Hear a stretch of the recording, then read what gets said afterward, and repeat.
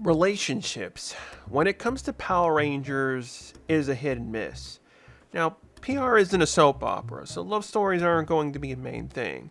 But you gotta still complete the story you set up. Another thing that made this list harder, some love stories don't even get focus episodes and are just used as an element through the season, like Trent and Kira, or you have a worst case scenario like Jake and Gia, and even some getting worse when they had a good setup like Ravi and Roxy. The makeover.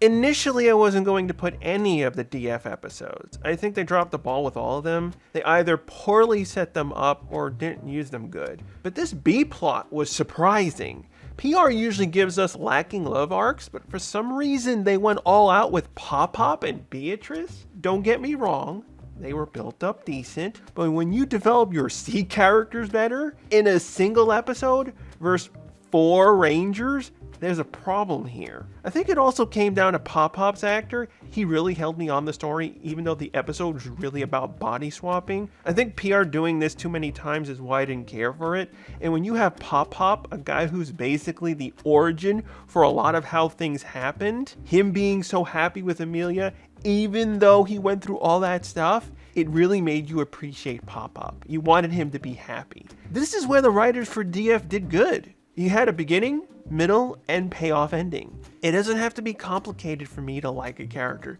Just show me you care to fulfill the story you set up.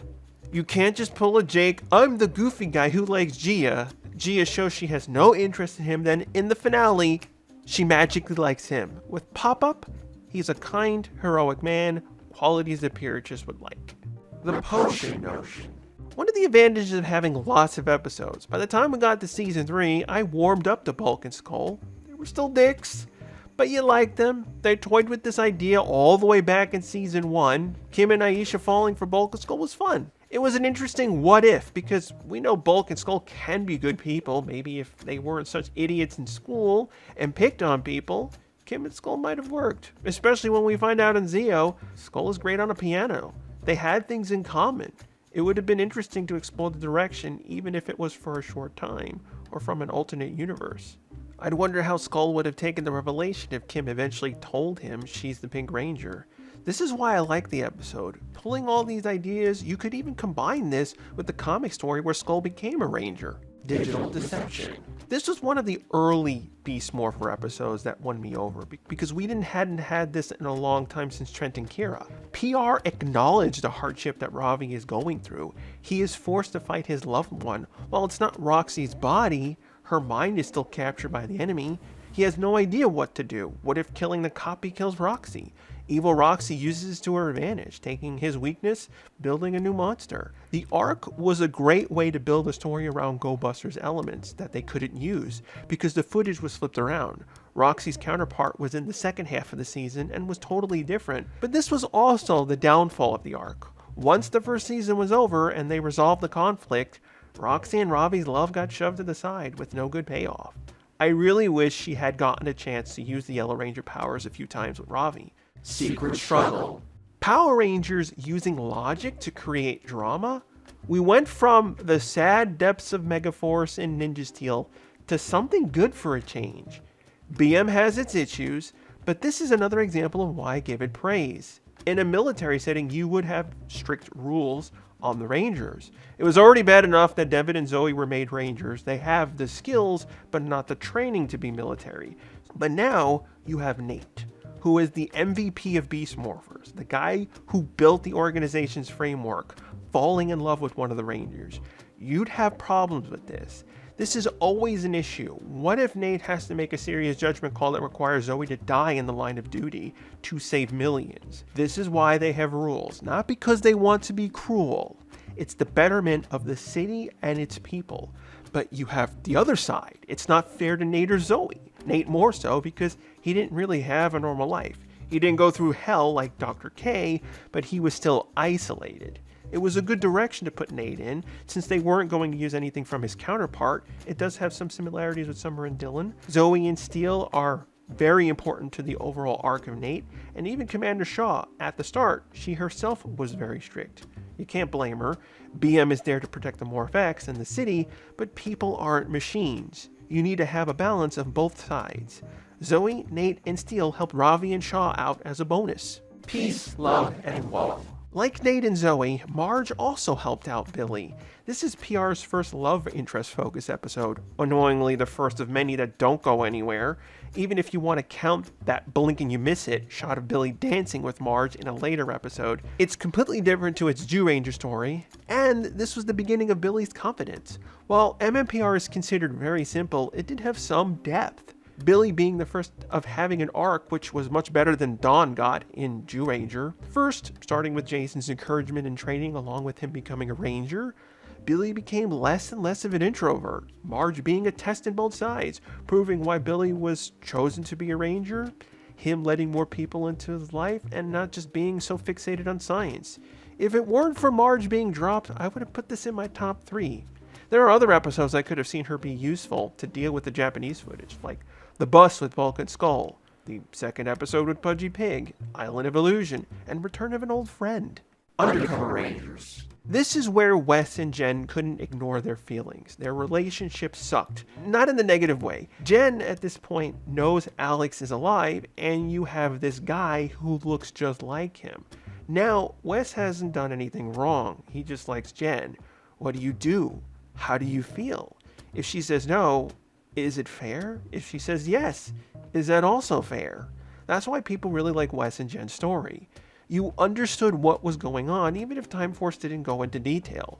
It's also one of the areas that Time Force expanded on over what Time Ranger did. Plus, it was surprising that PR did this type of plotline since they were showing drug enhancements. And I think why it really works, Cahill and Font had fun filming the episode. You got everything with this episode, trying to figure out what Frax was planning, the reveal of the new Stratacycle, and even Alex knew at this point Jen was falling away from him. An oyster stew. This is the prime example of how PR should use a love interest. It motivates the action side of the series instead of being separate of it. They had Ju2 footage of Green Ranger and Black Ranger. Zach and Tommy both have loves. Let's put them in a double date. It pays off all the time Zach tried with Angela, and it finally showed Tommy and Kim doing regular stuff together. But it also finally got Tommy to interact with more people other than Kim and Jason. This was a double problem with the earlier episodes. When they extended season 1, there were too many episodes that felt samey. It just sucked that it was the season finale where we got to see the Dragon Shield used on someone else. I considered this episode as my number 1, but because Zach leaves and there's no real conclusion with Angela, the episode feels like a waste. Nadira's dream date. I don't like the episode because it's funny.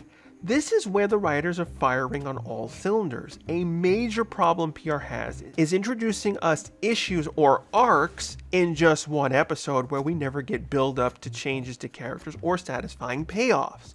Think Zato and Aeon. That was all wrapped up in one episode. This was the start of Nadira and Rancic's redemption arc. Even though this technically was forced on Lucas, we needed to see that Rancic isn't just a cold-blooded killer and Nadira isn't just a robber. Plus, it was one of the few Lucas episodes. It served all 3 characters great. This is also unique as her arc starting off as a love episode, but it concludes as her turning good. I think they could have gone somewhere with Lucas and Nadira. I wish they did since he got nothing to do, but at the same time, her ending was still satisfying, which is stupid when you have a villain get a better ending than a ranger. The Mighty Mega Battles. Oyster Stew was the first. Mega Battles is the teacher. I always complain that Battleizers should be a team-wide ability, either shared or like here. Joel is my favorite of the Lightspeed team. He was forced into becoming a ranger initially, but even through all this demon stuff, he's funny, dumb, and cool. Right off the bat, he falls from his Fairweather. Normally Joel knows what to do, but when it comes to her, he's just a mess. Doesn't know what to say, he gets on her nerves, and she doesn't fall for his cheap flowers.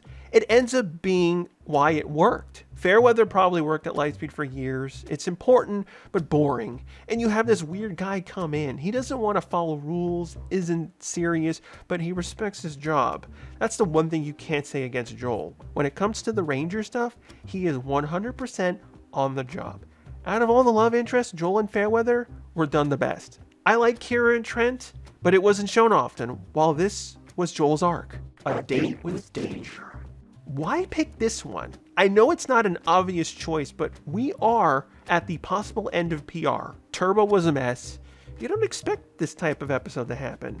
When space started, we got introduced to Astronema. You're gonna go, oh no, are we gonna get another Diva Talks? Are we gonna get another Season 3 Rita? You didn't expect much. Instead, you're surprised. Astronema isn't an idiot. She doesn't tolerate Elgar. Ecliptors like Season 1 Goldar. They're actually trying. She's really evil. Now, how do we start making people like her? Have Zane fall in love with her. She's the focal point of the entire season. You really need something good with her. Her actually trying to go out on a date, even though it falls apart, you know she felt bad about doing it. And Zane was the innocent guy. He really tried with her. I don't care if she's evil. I see the good in her. If it weren't for Zane, Carone may have not been able to come back. Simple sometimes works better than a long drawn-out story. PR is at its best when the heroes act real. A lot of times PR can be really bad at love stories. Danny, for example. It felt like a parody of a love story. The awkwardness was done better with Billy than Danny, and you have the other ones that go down the drain. Madison and Nick are a big one. For them to focus so much on Nick? What happened here? This used to be the worst of the love interests before Jake and Gia came around. If you don't have a plan for the love, don't do it. It hurts the show more because people can get conditioned to just reject the plot line because you failed to do it so many times that they won't give it a chance. If it's a one and done, I don't have a problem with that. But you got to be clear that it's going to be that type of story. I know I didn't touch on some of them, the big one being the letter Kim wrote to Tommy. I have to give them credit on closing the story. PR Today would never bothered with this. It's not that they broke up, it's how it was done. You're gonna write this. You have to have Kim there. Since that was not going to happen, you could have had to just have them date off screen and leave it at that. I think more people would have been okay with it, so that later on when Tommy married Kat, we could have assumed it was a slow falling away. I think the letter is made worse today because it's basically just Kim texting him, yeah, it's not working out. Thanks once again for watching. If you have a suggestion or topic you'd like me to cover, leave a comment below and I may use it next time.